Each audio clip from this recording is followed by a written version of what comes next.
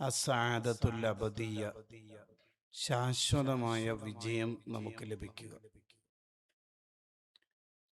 നമുക്ക് ഓരോരുത്തർക്കും അള്ളാഹു വ്യത്യസ്തങ്ങളായ കഴിവും മികവും തന്നിട്ടുണ്ടാകും.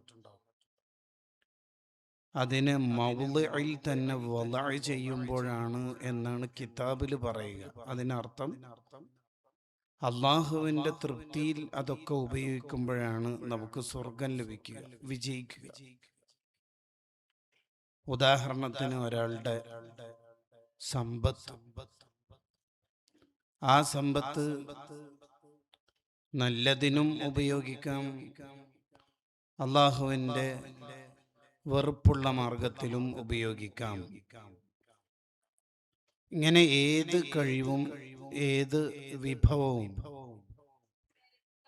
നല്ലതിനും മോശത്തിനും ഉപയോഗിക്കാൻ പറ്റും.